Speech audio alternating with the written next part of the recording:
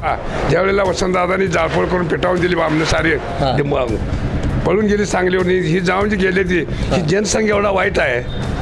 आज 10 वर्षात कवा अतिरेक्याने कुठे गोळ्या झाडल्या काय केलं का सांगा. मागच कसं होत होतं अतिरेकी येत होती.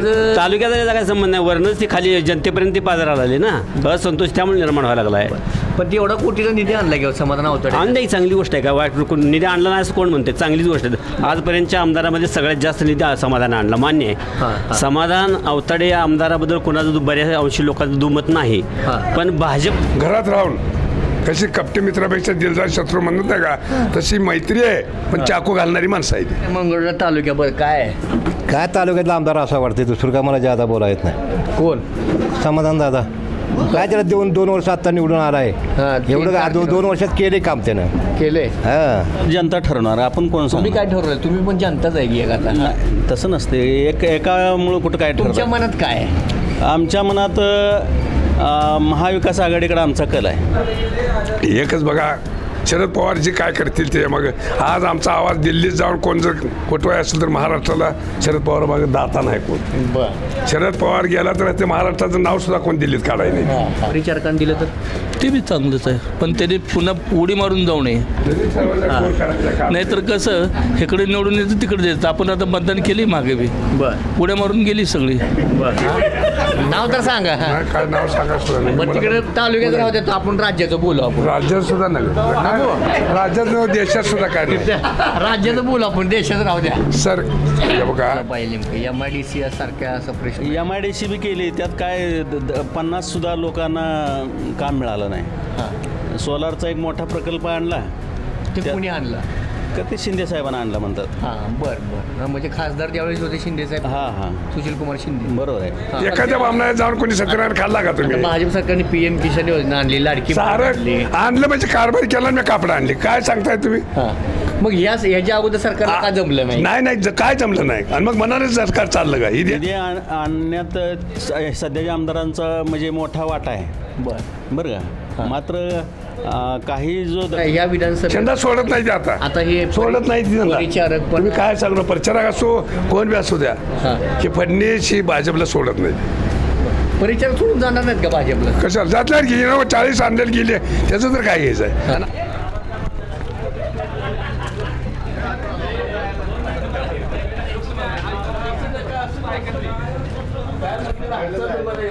राम राम पाहू ना. राम गेल्या लोकसभेला मी इथं झालो माहित आहे ना. आता मला माहित नाही कोण कोण होते. लोकसभेला मी इथं एक रिपोर्ट मारला होता घेतला होता बरोबर का. बरं आता विधानसभेचं लागलंय हे आमचे प्रवक्ते. बरं ते जाऊ द्या. काय वाटते तालुक्याचा आमदार कोण असावा आणि कसा असावा. सामान्य नागरिक म्हणून लोकांची विकास कामाकडे तालुक्याच्या दुष्काळी भाग आहे आणि बेरोजगारीचा मोठा प्रश्न आहे. त्या बेरोजगारी आणि जलसिंचनाच्या सुविधा अशा पूर्ण करणारा लोकप्रतिनिधी पाहिजे. मग आतापर्यंत कोण होता का नव्हताच. भारत नाना भालकेने प्रामाणिक प्रयत्न केले मात्र काही अडचणीमुळं त्या काळात ते होऊ शकलं नाही. आता भारत नानांनी आता मला सांगितलं की 12 लाख 15 लाखाचा निधी पुढे गेलाच नाही या गावात. पण अवताड यांनी 22 कोटीचा निधी आणला. होय आणलाय खरं आहे. कारण निधी आणण्यात सध्याच्या आमदारांचा म्हणजे मोठा वाटा आहे. बरं का. मात्र काही जो दक्षिण भाग आहे मंगळवेढा तालुक्याचा त्याचा प्रश्न अजूनही सुटलेलाच नाही. कुठला प्रश्न आहे म्हणजे पाण्याचा पाण्याचा आणि बेरोजगारीचा. आज तुम्ही दिवाळीनंतर जर त्या भागात गेलात तर 80% घराला कुलपं लावून ऊसतोडले लोक जातात. म्हणजे तुम्ही त्या भागातल्या मुलाखती घेतल्या तर फार बरं. इथे काय करायला पाहिजे नेमकं MIDC सारख्या असं प्रश्न. MIDC बी केली त्यात काय 50 सुद्धा लोकांना काम मिळालं नाही. सोलारचा एक मोठा प्रकल्प आणला ते कोणी आणला का ते शिंदे साहेबांना आणलं म्हणतात. हां बरं बरं म्हणजे खासदार ज्यावेळेस होते शिंदे साहेब हां हां सुशीलकुमार शिंदे. बरोबर आहे. हां हां त्याच्यात पण ती मध्यंतरीच्या काळात ते UP बिहारची लोक आहेत वॉचमॅनगिरी सुद्धा हे करणारे. हां नाही पण स्थानिकांना नाही किती कुठली असणार भारतातलीच आहे ते मात्र संख्या जी आहे ती 5-10च्या वर वॉचमन शिवाय त्यांना तिथं काही जॉबच नाही ना. बरं मग कुठं दूध संघ आहेत वगैरे किंवा एखादा आईस फॅक्टरी आहे. बरं MIDC आता पंढरपूर MIDC होणार आहे ते आहे हे कितपत म्हणजे सत्य आहे. हे काय भविष्यातलं काय सांगू नका. बरं चालू स्थितीला काय आहे सध्या. हां हां आज पंढरपूर मंगळवेढा विधानसभा मतदारसंघ जो आहे हां इथं म्हणजे बेरोजगाराची आणि शासन म्हणजे जी धोरणं आहेत त्यावर आम्ही खूप नाराज आहे. कारण स्पर्धा परीक्षा असू द्या पेपर फुटीसारखे प्रकरण असू द्या ही का होतं आहे आणि भरती किती आता ह्या 5-10 वर्षात किती. राज्याचं राहू द्या मी आपलं तालुक्याचं विचारतोय तालुक्यातलं सक्षम असं राज्यात भरती निघाली तर गावातली होणार आहेत ना. बरं भरती गावात आपल्या तालुक्याचं आपण पाहूया राज्याचं आपले ते काय आहेत बघणारे मोठे मोठे आपल्या तिकडे. तसं नाही तालुक्यासाठी आमच्या गावातले सध्या पुण्यामध्ये 100 ते 200 मुलं स्पर्धा परीक्षेची तयारी करते ती. बरं आज 10 वर्ष झालं त्यांच्या आत्ता परीक्षा पुढे ढकलली पुन्हा ढकली पुन्हा पेपर फुटी झाली कोण कोर्टात गेलं अशा कारणांमुळं आज त्यांचं म्हणजे उमेदीचं वय संपत चाललंय ना. ही नाराजी आहेच की. मग आता तालुक्याचा आमदार कोण पाहिजे कोण काम करतं असं वाटतं. नाही ते आता जनता ठरवणार आपण कोण तुम्ही काय ठरवलं तुम्ही पण जनताच आहे की आता. तसं नसते एकामुळं कुठं काय तुमच्या मनात काय आहे. आमच्या मनात महाविकास आघाडीकडे आमचा कल आहे. बरं कोण असा उमेदवार सक्षम आहे कोण आता पक्ष कोण देईल ते आता आपण काय सांगणार. बरं जो कोण पक्ष उमेदवार कोणाला देईल त्याचा आम्ही विचार. हो बरं काय म्हणता आजोबा काय म्हणाले संभाजी रोंगे. बरं बरं काय परिस्थिती आहे कुणाची हवा आहे मरोड्यात. हवा काय अजून कोणाही नाही अजून उमेदवारी डिक्लेअर झालेली नाही मोकळी हवा असून काय करायचं. मी सांगतोय भाजपचं समाधान नाही साधारणपणे महाविकास आघाडीकडे कल आहेत. बरं तालुक्याचाच भाजप नाही कोण का म्हणजे देवेंद्र फडणवीसांची कृत्य मग ते तालुक्याचा त्याचा काय संबंध नाही वरणच ती खाली जनतेपर्यंत ती पाजाराला आली ना असंतोष त्यामुळे निर्माण व्हायला लागला आहे. पण ते एवढा कोटीचा निधी आणला किंवा समाधान होतं आणलं चांगली गोष्ट आहे का वाईट निधी आणला नाही असं कोण म्हणते चांगलीच गोष्ट आहे. आजपर्यंतच्या आमदारामध्ये सगळ्यात जास्त निधी समाधान आणला मान्य आहे. समाधान अवताडे या आमदाराबद्दल कोणाचं बऱ्याच अंशी लोकांचं दुमत नाही पण भाजपला मतदान द्यायला नको म्हणतात लोक.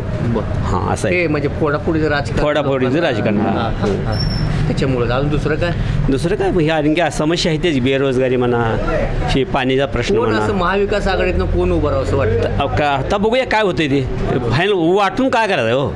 मग मलाही उभा वाटते पण आपली पात्रता आहे का नाही ना. परिचारक पण आता उभं राहायचं राहू दे मग लोकशाहीमध्ये प्रत्येकाला अधिकार आहे ना. एकदा फायनल झाल्यानंतर बघूया काय होते कुणाला मतदान करायचं ते पण कल हा महाविकास आघाडीकडे आहे. महाविकास आघाडी काय म्हणता आजोबा. काय नाही काय नाव काय अण्णा पवार.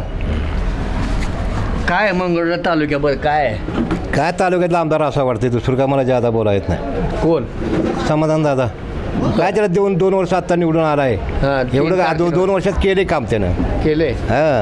आम्हाला तीच असं वाटते दुसरं काय नाही. मग नाना एवढे 3 टर्म होते केले आता नाना वारे नानाच आता काय ते आता आपल्या हातात आहे. त्यांचा चिरंजीव आता बहिर बालके आले नाही आम्ही आता तालुक्यातल्या आमदारात देणार आहे बाहेर तालुक्याला देत नाही आम्ही. बालके का नको तालुक्यातला नाही आपलं भर तालुक्यातला आहे किंवा आपल्या इथलं जवळ येणं जाणं नानांचा चिरंजीव आहेत किती आहे की बरोबर आहे. आता नानाला दिली सहकार्य केली आम्ही. बरं आता इथून आम्ही त्या तालुक्यातला यायला करावं वाटतं आम्हाला.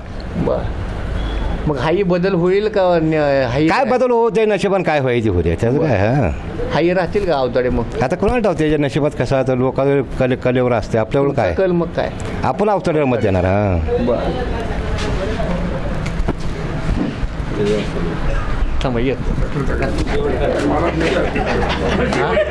नाव तर सांगा. काय नाव सांगा सुद्धा नाही. मग तिकडे तालुक्यात राहू द्या आपण राज्याचं बोलू आपण. राज्यात सुद्धा नाही राज्यात देशात सुद्धा काय नाही. राज्याचं बोलू आपण देशात राहू द्या. बघा हे सरकारच भाजप सेना राष्ट्रवादी आहे ना त्यांच्यावर दोष नाही, ही सरकारच का असं झालं देशातलं, देशद्रोहीच्या हातात गेलं. सर ब्राह्मणाचं राज्य आहे ही जी आता सरकार चालू देत नाही, जनता पक्षात फक्त कामरून घेतलं यांनी, ह्या फडणीस नाही. ही जनसंघाची माणसं आहे ती. ही जनसंघ ही कुठनं उदावला, लाखो लोक आज त्यांनी सांभाळले ती एवढी जनसंघ, म्हणजे कुठनं त्यांना सैनिक सांभाळायचा अधिकार कोणी दिला? सेना भाजप ही पक्षात होता, पण भाजपचं फक्त कामरून घेतलं यांनी आणि जनसंघ आत शिरलाय. देशद्रोही अतिरेकी सुद्धा चांगली होती, त्यांना अटक आणा, पण ही आत राहूनच कोलंगड्या करायला लागली. राज्यात सरकारमध्ये शिरली ती, सरकारमध्ये शिरून फक्त भाजपच्या यांनी कामरून घेतलं. या ते पवार साहेबांना आता सहानुभूती मिळायला लागली आहे. सहानुभूती नाही, देशात काँग्रेस असेल भाजप असेल ह्याच्यावर दोष नाही. ही जनसंघ ही जी आहे ना देशद्रोही, बामणाने फक्त त्याच्यात राबलं पाहिजे आणि करून खाल्लं पाहिजे. ही काळ होता ज्यावेळेला वसंतदादांनी जाळपोळ करून पेटावून दिली बामणं सारे, पळून गेली सांगलीवर. ही जाऊन जी गेली ती ही जनसंघ एवढा वाईट आहे. आज 10 वर्षात कवा अतिरेक्याने कुठे गोळ्या झाडल्या, काय केलं का सांगा? मागच कसं होत होतं, अतिरेकी येत होती. ही अतिरेकीच आहे ती, पण आत राहून अतिरेक आहे ह्यांचा. फक्त साऱ्या देशद्रोही, त्यांना कुठल्या पक्षाचं माणसाचं कुठल्या जातीचं धर्माचं काय घेणं नाही देणं नाही. भाजप सरकार चांगलं का काँग्रेस सरकार? भाजप सरकार, काँग्रेस सरकार ही शिवसेना ही निराळ पक्ष झालं ही, पण देशद्रोही फुकाट जनतेला राबवून घेऊन फक्त मलिदा खाणे ही ब्राह्मणाचं पार शिवाजी महाराजपासून इतिहास सांगा तुम्ही. फक्त त्या पावलावर पाऊल ठेवून असं कोण चालतंय का तुम्ही? काय चालू नाही, त्यांना साधलं नाही त्यांचं साधलं की ही जी देशद्रोहीचं साधलं कसं तकडं ते तर मी आकडं. म्हणून यांनी शिवसेना भाजपचं फक्त कामरून घेतलं आणि जनसंघ शिरला ह्या ब्राह्मणाचं सारं. मग ह्याचा सारा महाराष्ट्रात देशात मोहन भागवत कारभार बघतो त्यातनं. RSS देशद्रोही माणसं ही, ह्याच्यावर जात आमचा पक्ष कुठला शिवसेना असू द्या भाजप ही या ह्याच्यातली ती, महाराष्ट्रातली ती, देशातली. पण ही देशात राहून घरात राहून कशी कपटे मित्रापेक्षा दिलदार शत्रू म्हणत नाही का, तशी मैत्री आहे पण चाकू घालणारी माणसं आहे ती. हे फडणीसाने ही सारं नासून ठेवलेलं आहे. काय बी पोडापोडी राजकारण पटले वाईट पोडापोडी कशी काय करून काय केलं 10 वर्षात? ह्याला जबाबदार कोण आहे? सरकार. त्यांना काय करायचं नाही, फुकट येडी होऊन फिरली पाहिजे, राबली पाहिजे. रानात राबवून घेणे त्यांचा धंदा जायचे. बामणा सणला त्यांनी आपलं पूजाच घालायची त्यांनी. मग एखाद्या बामणाला जाऊन कोणी सत्यनारायण खाल्ला का तुम्ही? भाजप सरकारने PM किसान योजना आणली, लाडकी सारं आणलं म्हणजे कारभार केला, मी कापड आणली. काय सांगताय तुम्ही? मग याच्या अगोदर सरकारला का जमलं नाही काय जमलं नाही. आणि मग मनाने सरकार चाललं का? ही देश कशाने चालला? अशा जे आता लाडकी बहीण असेल, तुम्ही सांगा, फुले यांनी आंबेडकरांनी ही शिक्षण काढलं म्हणूनच विद्यार्थी पोरं शिकले ना. हे नोकऱ्या ही लागल्या कशाने लागल्या? आहेत का 10 वर्षात पोरासंना कुठल्या आरलेली नोकरी, कुठल्या परीक्षा आहेत का? काय करते? हकडं केलं तकडं. तुम्ही काय जी करायला पाहिजे मुलासंना, ही बेकार फिरते त्या मुलासंना काम पाहिजे. दिले का तुम्ही काम? दिले का? 10 वर्षात किती पोरासंना कामं दिली तुम्ही? कुठलं कॉल काढलं?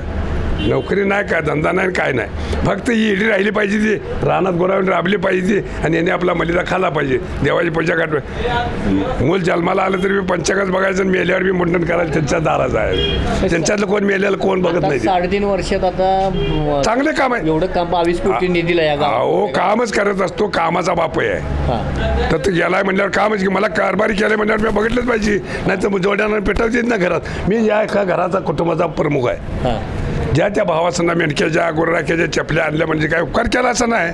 मी कारभारीच आहे. तुम्ही शासनाच देताय तुमच्या अगोदर आमदार मग दिलं नाही का त्यांनी? काय मनानेच देवलं आता झाली का? पहिले झाली नाही ती का? नाही त्या शाळा ही पडल्या का? पहिल्या शाळा नाही त्या काय नाही. तुम्ही शाळेला निधी दिली. शाळा पहिला नाही त्याची, गाव बंद आहे. देऊळ बांधला. देऊळ गावाला नव्हतंच. करणं काम आहे. काम करणं तुमचं त्या जागेला कारभार नेमले म्हणल्यावर काम आहे. निधी देणं, शासनाकडे जाणं, आपला प्रतिनिधी म्हणून तो जातो म्हणल्यावर का तालुक्याच्या विकासासाठी काम करणं गरजेचं आहे. केलंय, सारेच करत असते ती. पण भारत नाना बी चांगला होता, समाधान चांगला आहे. त्यांच्यावर दोष नाही, फक्त मोहन भागवत देशद्रोही. मग ते आता ह्या विधानसभा सोडत नाही ते. आता हे सोडत नाही ती. तुम्ही काय सांगणार? प्रचारक असो कोण बी असू द्या, की फडणीस ही भाजपला सोडत नाही. परिचारक सोडून जाणार नाहीत का भाजपला? कशाला जातल्या की 40 आणलेले गेले त्याचं तर काय घ्यायचं आहे. आणि आता तरी आलेला काय करतोय कोणचा आला तरी बी घटच्या घट चालल्यात म्हणल्यावर कसं आहे. साहेबच म्हणले ती आता 40 आणलेली गेली म्हणलं आता अजून कोणाला निवडून आणायचं आहे म्हणजे कोणासाठी आपण पळतोय. तुम्ही कारभार करायला चांगल्या पद्धतीने करा त्याच्याबद्दल आपलं काय मत नाही पण तुम्ही करायचंच नाही तर काय आहे. फडणवीस काय बी देतोय दान त्याला जाऊन काय मागडलं काय बी देतोय दान ते काय नाही. फोडाफोडी कशा तुमचं एवढं चांगलं होतं मग एवढी 40 घेऊन बसलाय की फोडून येऊन काय लोणचं घालायचं त्यांचं. पहिली 40 फोडली होती सरकार. प्रश्न विचारतोय भगीरथ भालके नानांच्या पावलावर पाऊल ठेवून चाललं असं वाटतं? चालेल घे घरात पोरगा आता कसा निघाल ही म्हणून काय संस्कार त्याच्यावर आहेत म्हणजे त्या पद्धतीने जाणारच तो. हां पण असं झालं का कुठं बा चांगला होता आणि पुन्हा पोराला संसार विकून टाकला असं असतं का. पायावर पाय चालूच असतो कमी जास्त पण सारंच गुण संपन्न असतो असं नाही. थोडंफार चुकत बी असेल पण करत असेल करेल तो सुद्धा ते करणार नाही असं काय.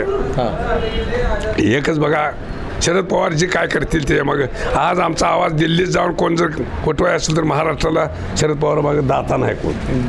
शरद पवार गेला तर ते महाराष्ट्राचं नाव सुद्धा कोण दिल्लीत काढाय नाही. कुठं खोपाड्याला पडल्याला घावाय सुद्धा हे मात्र खरं आहे अगदी. कोण आहे सांगा कोण आहे जाऊन दिल्ली दरबार आज एवढं मोठं महाराष्ट्रातून जे वचक आहे ते दिल्लीच्या दरबारी कुणाचा वचक आहे सांगा. शरद पवार असल्याचं देखील मग आपला दाता शरद पवार आहे. शरद पवाराशिवाय चालणार नाही.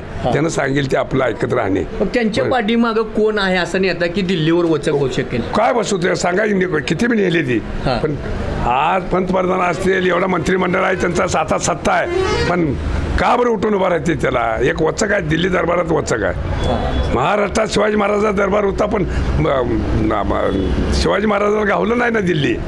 पण आज दिल्ली तक्त्यावर सुद्धा जाऊन शरद पवार भ्या धावतोय वचक आहे तिथे दिल्लीत.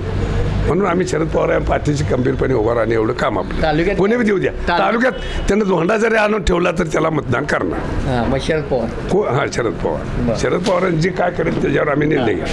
बाकी कोणी कशासाठी प्रश्न काय? तालुक्याचं काय सांगा आधी राजकारण काय तालुक्याचं काय शरद पवारच. शरद पवार कोणी म्हणतील म्हणून म्हण नका तुमच्या मनातलं नाही पूर्वीपासूनच आहे जन्मल्यापासूनच आहे. बरं त्यामुळे काय भारत नानांचे चिरंजीव भगीरथ आहेत ते असतील आणखी कोण असेल अपक्ष उभे राहिले भगीरथ भालके काय फरक पडेल येतील निवडून सांगता येत नाही ना. आता काय परिस्थिती निर्माण होते पुढचा उमेदवार शरद पवार कोण देतात भालकेने जाणार शरद पवारचं जाणार असं होणार. पण भालकेला मिळालं तर भालके आघाडीवर जाणार. असं द्यावं का तिकीट बरं शरद पवारांनी भालकेला दिलं तर चांगलंच आहे ना. बरं परिचारकांनी दिलं तर ते बी चांगलंच आहे पण त्याने पुन्हा उडी मारून जाऊ नये. नाहीतर कसं इकडे निवडून येतं तिकडे द्यायचं. आपण आता मतदान केली मागे बी बरं उड्या मारून गेली सगळी. बरं त्यांना कुठे थांबवलं का कशासाठी गेली त्यांची ईडी CBI हे प्रकरण आहे ते. आणि परिचारकांचे नाही सगळ्यांच्या बाबतीत जे उडून जाणार आहे ते उडून जाणार आहे ते त्यांच्यासाठी तो प्रश्न आहेच ना त्यांचा. पुन्हा महाराष्ट्रातले कितीतरी कारखाने गुजरातला नेले हे तर काय मेली काय लोक ह्यांच्या काय समस्या नाहीत का. सरकार थांबवू शकेल नाही की मग आता त्यांना थांबवायचं नाही. त्यांनी नका वर करणे योजना डिक्लेअर केल्या नका.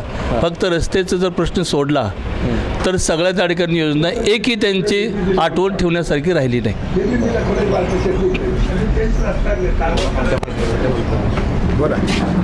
नाव सांगा मला नाव सांगा मला माणिक पवार. साहेब काय करता आपण?